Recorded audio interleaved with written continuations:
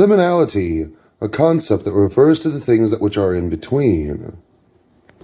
Much like the hallway between point A and point B. The overlapping space in a Venn diagram. Deriving from a Latin word that means threshold, this means doorways also count as liminal spaces, as do windows. And the same goes for mirrors. In this diagram, we have a point A and a point B, and it is this middle space that counts as the liminal space. Within this, we have a beginning and an end.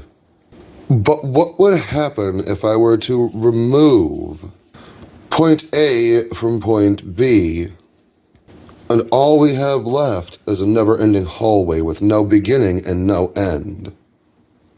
This is the foundational concept for what is often referred to as liminal horror, when you don't know where you started, and you don't know where you're going, and you have no idea what's around the corner.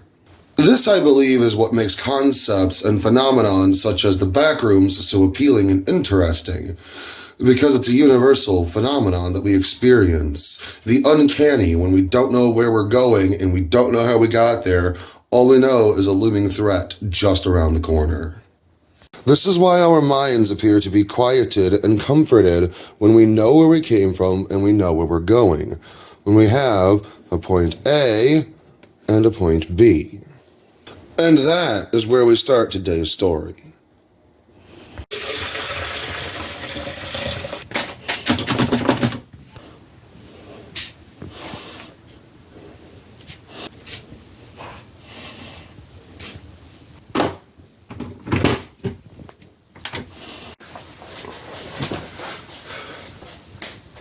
Now, in order to really get this story started, we need a little bit of backstory, a little bit of exposition, which was demonstrably uncomfortable. September of 2021, this moved into, and this is a DID system, if you are unaware. Hi, my name is Ethan, host of our DID system. Pronouns are she, her, pretty please. Long story short, we moved in with our significant other, not out of want or desire, but out of necessity and survival. So we get to the very beginning of 2022. I'm getting tired, exhausted, burned out, tired of uploading to the witchy side of the clock app, which is where I have spent most of my time. So I decided I was going to quit. I forget exactly when I did that. I want to say it was like February.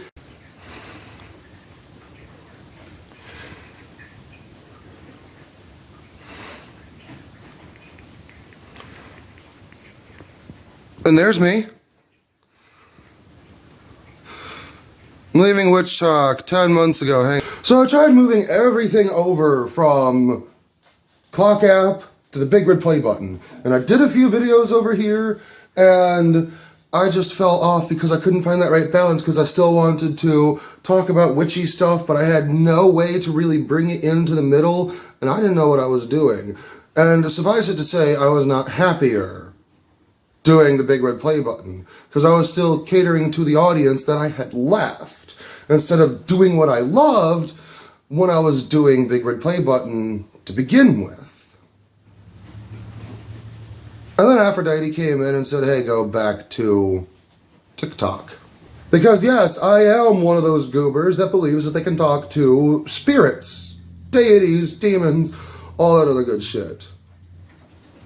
Because currently the witchcraft community is flooded with accusations of spiritual psychosis as well as schizophrenia. Not only is that incredibly ableist rhetoric, it is also just making the entire community implode on itself. Because outside of the community, you've got people saying, oh, you're schizophrenic.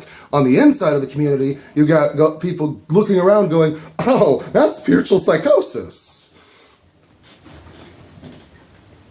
No.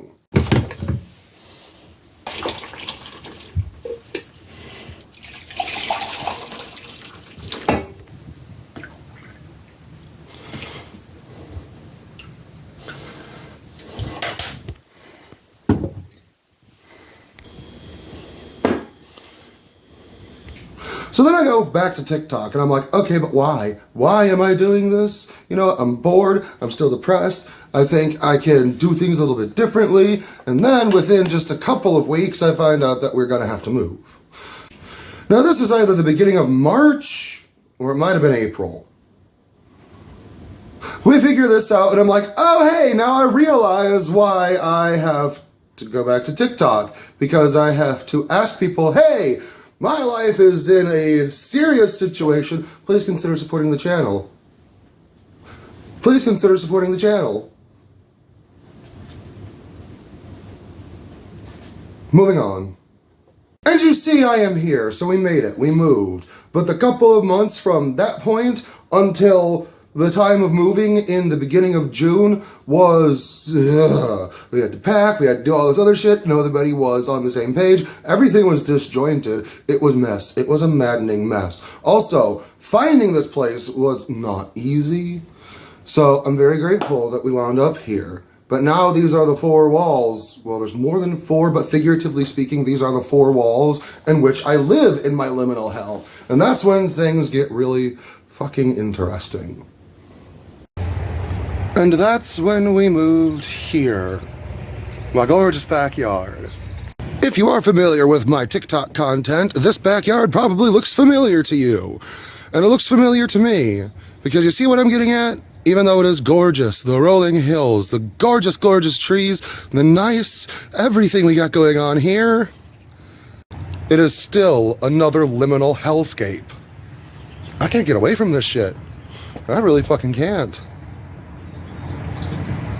But hey, it's a nice view. Suffice it to say, shortly after we moved in here, my relationship fell apart. It didn't fare the weather.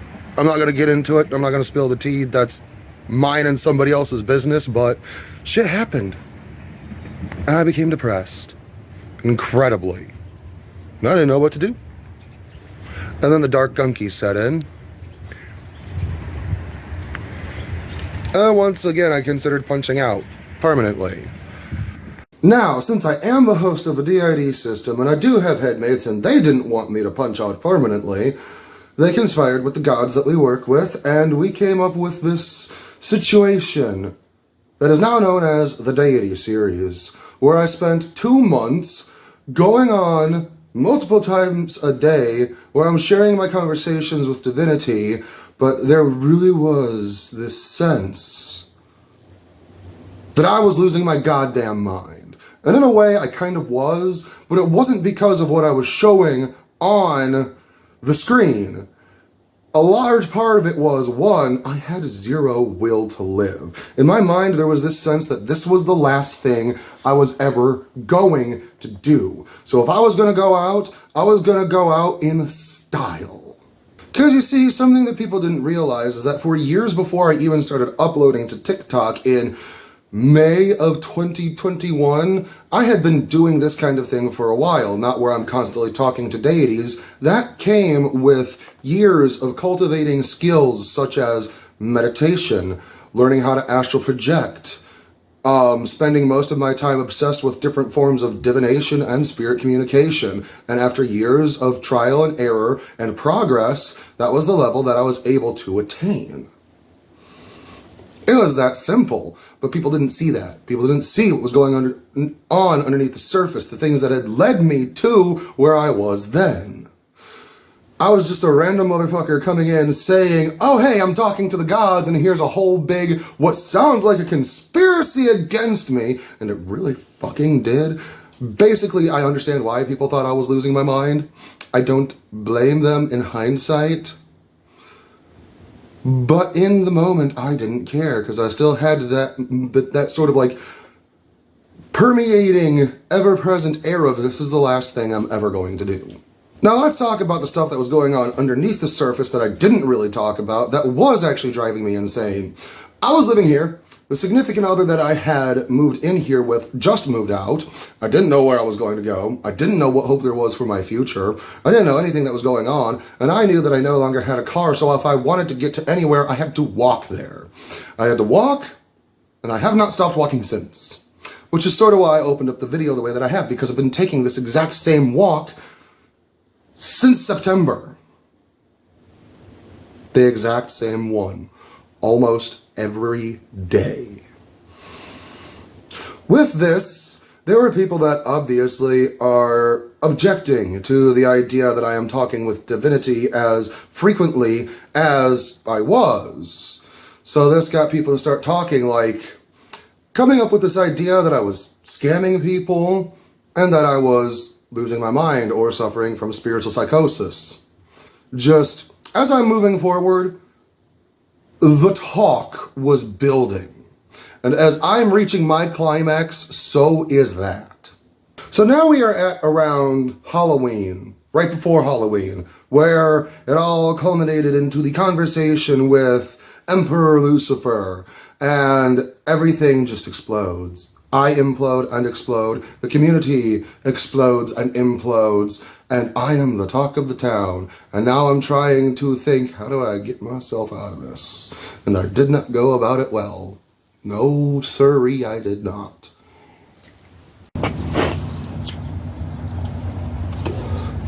This part, I must admit, is not easy to talk about, because on one hand, I was being a total dick, not caring or concerned for the way that I was affecting those around me. Some people were wholeheartedly buying into it when I myself wasn't 100% convinced of everything that was going on. And then you had all of the, so many negative voices that were coming at me and just coming up with what appeared to me to be these conspiracy theory headcanons. But what people were really pointing out to complain about me were my neurodivergent behaviors. The things that made me peculiar and awkward, and the things that stood out are my autistic traits. So it's just like, of all of the things, these are the things that you're going to point out. But what I hadn't really hitherto mentioned was demonstrably, anytime that I was going to leave the community, was because I was getting incredibly fed up with the community. There are just way too many things that go on that I'm just like, wow, y'all are making this so difficult, or the incessant need that people think that shadow work is a prerequisite before doing anything. I had a list of complaints, and at this point, where the fallout of the cancellation is really taking hold, I'm just sitting there in my own little head of like, I'm not saying I was a good person, but y'all are proving me right. Y'all are really doing the thing. It's making me feel like even though I had to go out in a blaze of glory and become the villain of Witch Talk, you're still proving me right. I think what sums up everything here is a comment that I received around this time where somebody said, but don't you see you're hurting the community? And my only response was, that's kind of the point. The point was to harm the community. The point was to get people to sit and think and realize how toxic that everybody was being to one another by making myself the example, so people would be like, think for a moment, why would somebody like me be so full of wrath? Why would somebody that, when this is what I'm doing now, consistently professing that this is everything that I was doing behind the scenes this entire time while everybody was loving me and praising me and enjoying my content,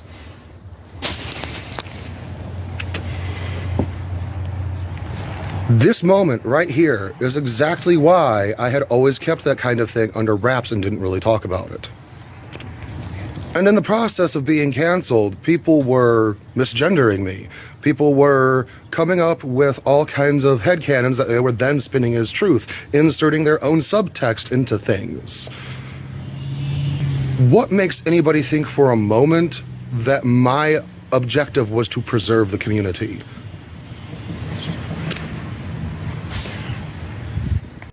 Regardless of anything, I was suffering the burnout. The heartbreak had caught up to me. Everything was at my doorstep and I could not turn away, both magical and mundane. Because imagine for a moment I was doing this deity series and genuinely interacting with divinity. How many of these divine beings do you think were happy with what I was doing? So now I had it from a magical end, a mundane end, a community end, and my only question was, how do you come back from that? You really don't. So the series came down, and I apologized. Because on one hand, I realized that divine beings that I did actually care about, in spite of personal beefs and grievances that I had with them, the way that I was representing them was still not okay. And the impression that it was leaving on people that want to get involved, say, let's use an example of King Hades, since he and I are good now. Imagine somebody who wants to work with King Hades and then they're seeing this version that I am representing him. It doesn't necessarily matter if what my version of him is. It doesn't matter if it is actually him. What mattered was the way I'm representing and the precedent that I was setting. And for that is one of the reasons I'm like, maybe I did fuck up. Maybe I did fuck up. So I apologized, and I took the entire series down. And I continued to move on in my life listlessly, trying to do other things. But to quote the end of Cowboy Bebop, you're going to carry that weight. And even though this is now the middle of January, and this point was the beginning of November, I'm still carrying that weight.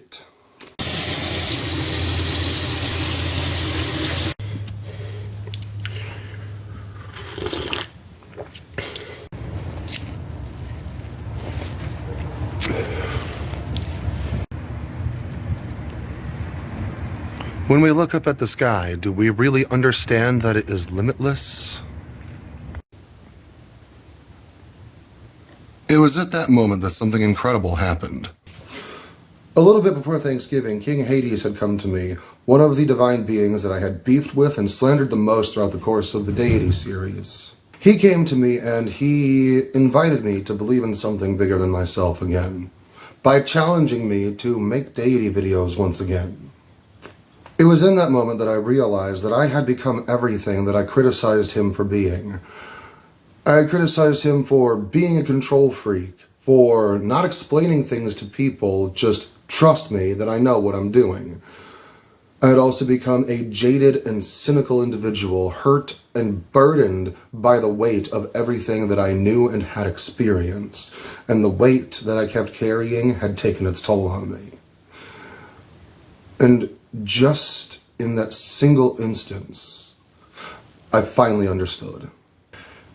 King Hades didn't necessarily bother me for the things that he and I had been through before I even ever started uploading to TikTok. He bothered me because he represented to me and reflected back to me the qualities that were in himself that I saw were the qualities already present within me that I despised. So while I had spent so much time trying to use myself and my content to hold up a mirror to the rest of the greater witchy community, what I didn't realize was that Hades was doing the same exact goddamn thing to me the entire time. He challenged me to start making deity videos again. I didn't understand why. I didn't get why he would ask me to do the thing that had just caused me all of the reputation that I had accrued over the last couple of years. Who would want to see me? I got chased out. I had just apologized for doing the deity series. Why in the hell would I do it again? Something that didn't really happen this time around from the get-go was that my headmates started getting involved. And Nina did a video with King Hades because she was also curious what the hell is going on. Raven was able to make a video with Lady Akati because she never got to share her piece or her point of view in the way that what people did to us made the entire system suffer. Now, a series that had restarted actually was not the same series or a continuation of it. It was an exploration of myself and my system. Now the gods were no longer the mirrors being held up to me. My own headmates were now the mirrors being held up to me. And with more than just myself and sometimes Dahlia, People were able to see more sides of the situation than my jaded, cynical own. Then, on Thanksgiving evening, I did a justice spell, and the very next day, a long-lost headmate came out of hiding. Zach had returned. And that started everything down this whirlwind spiral where Zach was setting up games to make us, as a system, reflect on ourselves, where we had no other option than to embrace our shadow selves to be able to move forward. He set it up so we were a team and we would have to work together because we were the 7 deadly sins. Because what we hadn't realized and what had flown under our noses, an old former headmate, Marcus, was in dormancy and was about to wake up. And if he wasn't woken up in the right way, it would be catastrophic. His headmate partner, Emma, had integrated with Nina, and together they were Luna. And in some way, we were able to de-integrate them. And now the entire team was together. And now we were a team working through this, able to talk to ourselves, talk to one another, and the deities in our lives were merely a part of things that were going on. Now, instead of being a part of the life of divinity, the divinity was where they should be in the rightful order of things, as people that came in, stepped down, and helped us to reflect on ourselves, while at the same time building relationships, because it was no longer centered on the interactions with divinity, it was centered on us. Even though things were better and fresher, and there were new perspectives that were being shared, dynamics had changed. Some things never changed, and as things continued on, that became abundantly obvious.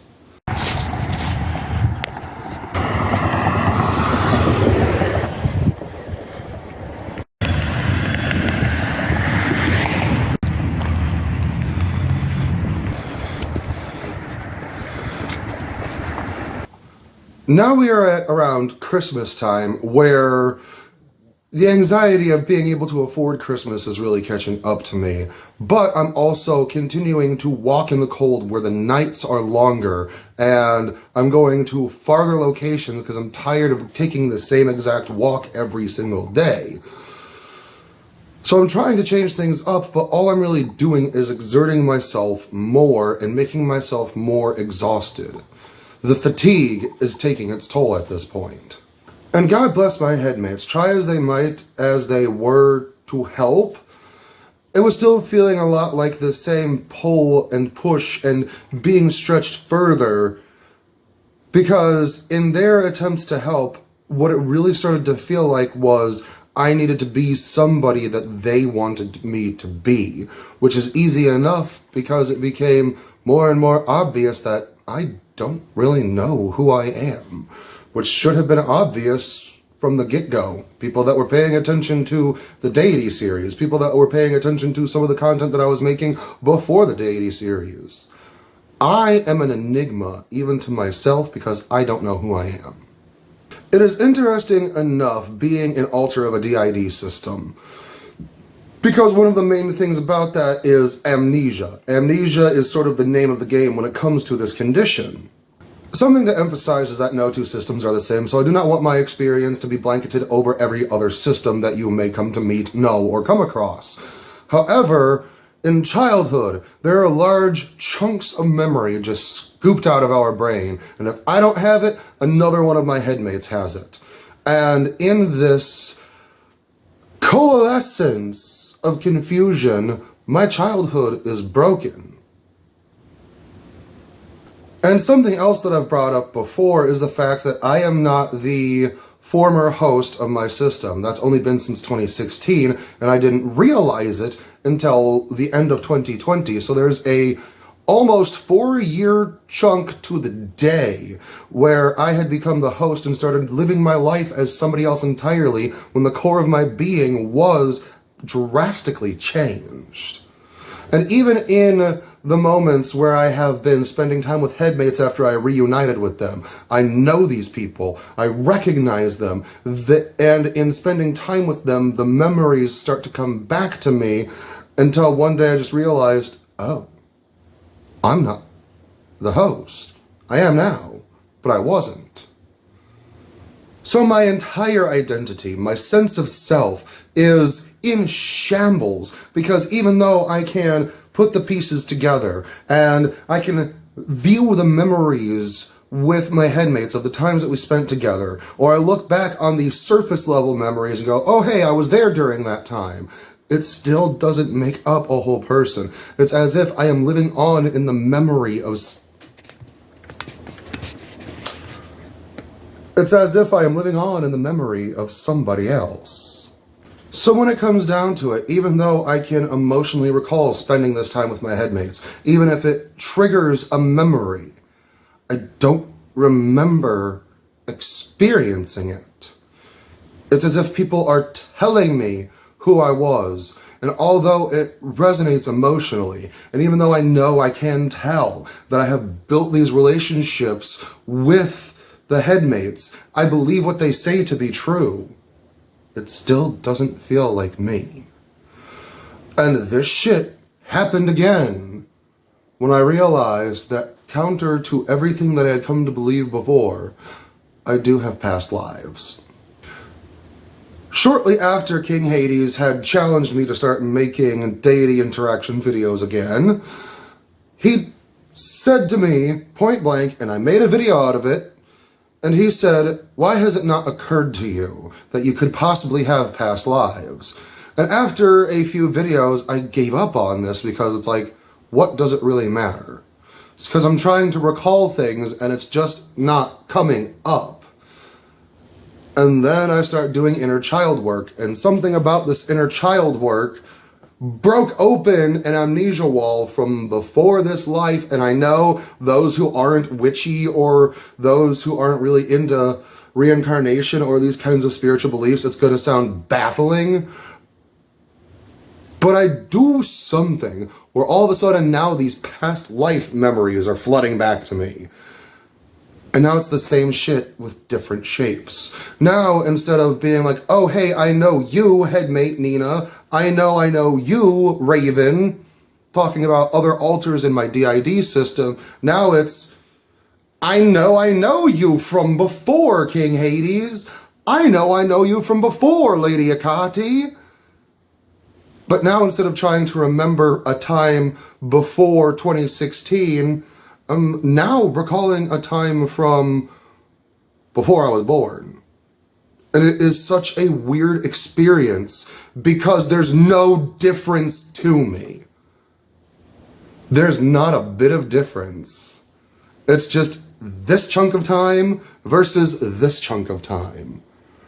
So now on one hand, I'm having this incredibly cool experience where the name of the game is, who am I? That's the question. And it's a game. Who am I?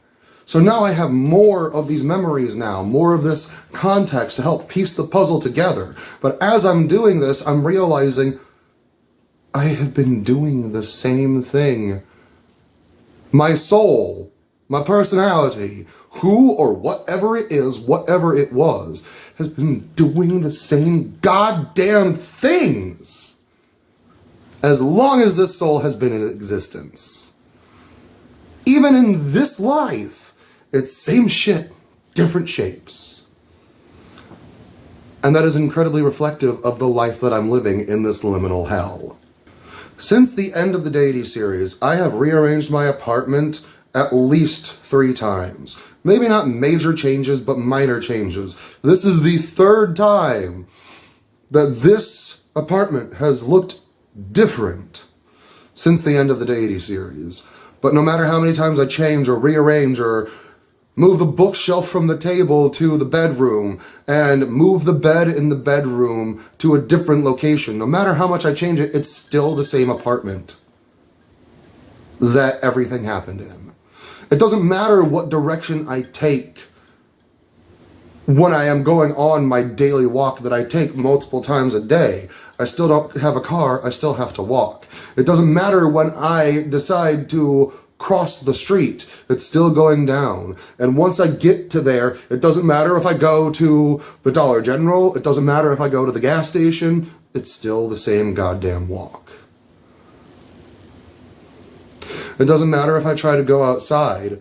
I look out my window, and even the backyard is a liminal hellscape. And this liminal madness goes even deeper, where it doesn't matter if I'm talking to headmates who are in here, it doesn't matter if I am talking to spirits that are out here.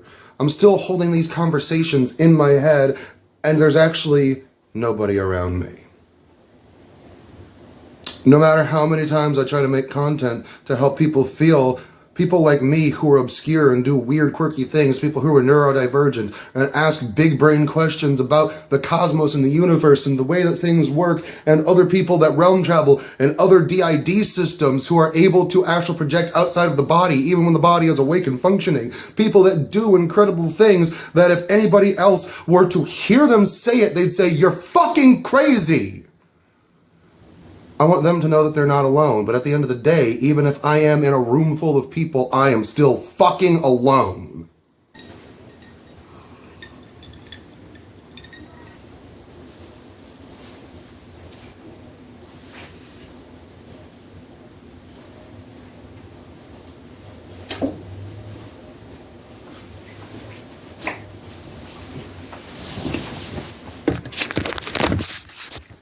And now I've got to ask the question, what if I am losing my goddamn mind? After everything that I've been through, everything that I have claimed and professed, and the ways in which that I have bent and contorted my mind, what if now at this point is when I'm going insane? All of the flavor, the taste of the adventure, the thrill of it is gone. It's just become the same boring, mundane thing. Even the magical things that have come to be a part of my life are just boring and monotonous. It's the same shit, just with a slightly different flair. And that doesn't change the fact that this place is fucking creepy. Back in July, it's like 3 or 4 o'clock in the morning and I'm out here having a cigarette. And then I hear the strangest noise. I'm looking out this way in this general direction, standing in the same spot I'm standing in now. And from around the corner that you can't see, you can just barely notice right through there, an actual audible noise comes, and it sounds kind of like a bird, but it sounds like something pretending to be a bird. And it was at that moment that I said, nope, it's time to go in and it's time to go the fuck to sleep. And then I sober up emotionally for a moment and I think to myself, well, I've always had experiences that were kind of like this.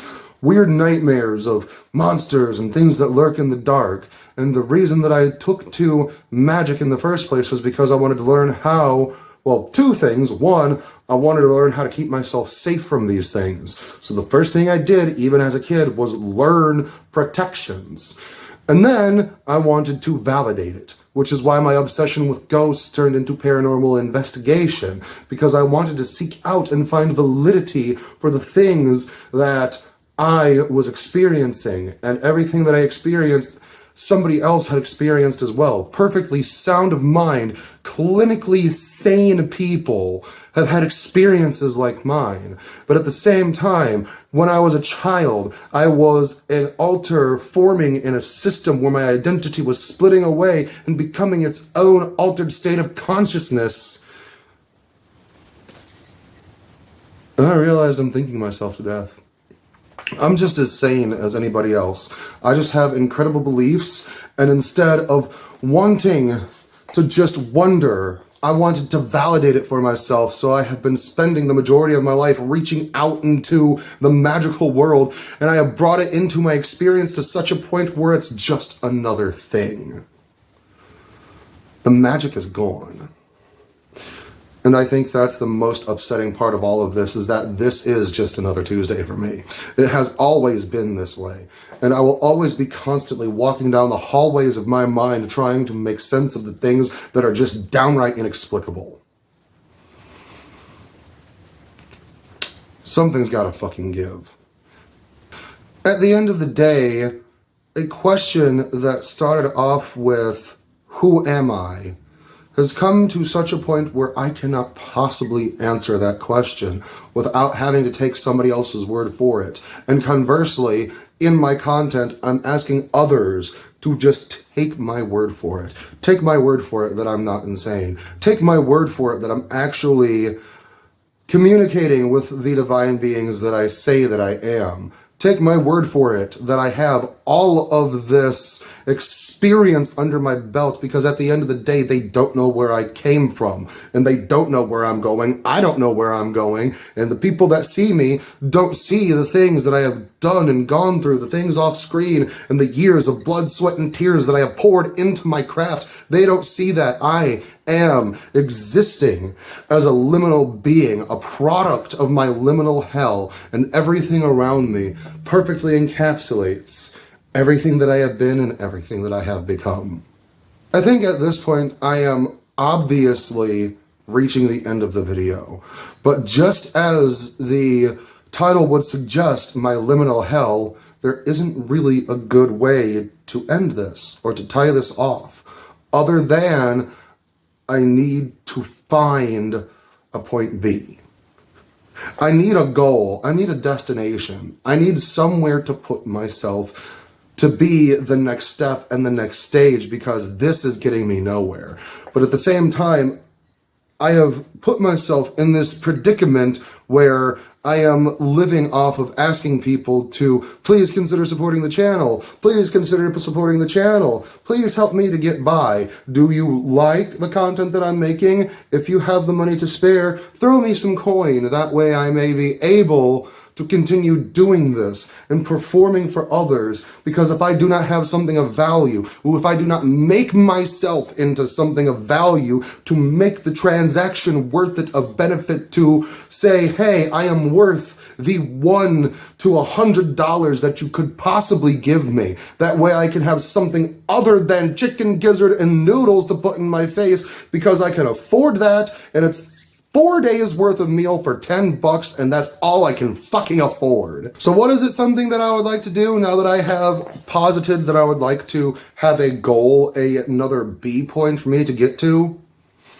I like doing YouTube videos, but I would like to be able to afford doing more YouTube videos and have better equipment and get a better laptop or a PC for that matter that can handle the type of stuff that I want to do. Just better equipment and better software. I would also like to start podcasting. That way it is more suitable for the freeform types of rants like this one. But a podcast would be nice. I've wanted to do a podcast for a long time. But once again, I don't really have equipment. I don't even know where I would stream from. I don't know where I would upload the podcast. I don't know the first fucking thing about podcasting other than I don't have the right equipment. On that note, as always, much love. Peace out. Namaste. And...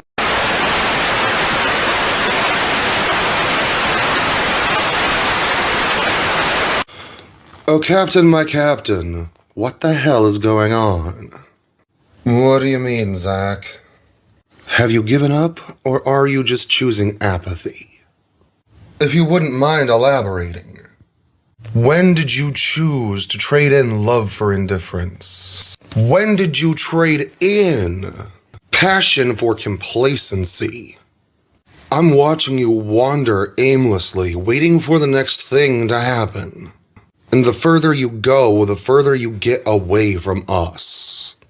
I'm tired, and I'm exhausted. You are deflecting. Do you know why I stand in front of the mirror? So the audience may be able to reflect on themselves as you speak. And when I have the camera, you are also the audience. When I look into my eyes in the mirror here, you are looking back. Do you think this outfit and this attire is me? I have always deliberately reflected back to you your darker half. So when you looked at me and said, when did you stop being a villain? I know you were talking to yourself.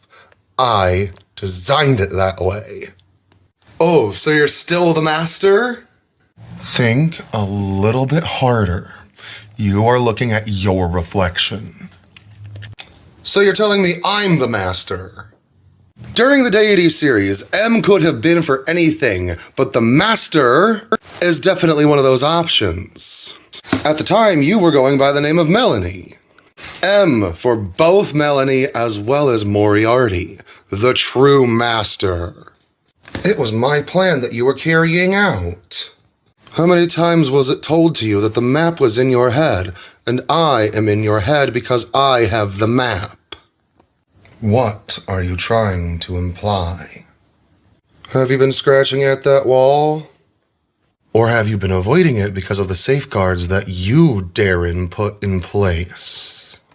How many times did you get so close, then something comes in out of nowhere and redirects you? What are you being turned away from? I suppose your answer is the truth that I am the master. Since when did you let gods tell us what to do? You know what? That is a very good question. Take my hand, Melanie, and we will find your lost parts. And the channel will be supported because people want to see this story progress. You know, I've been waiting for an excuse for things to get interesting. Good.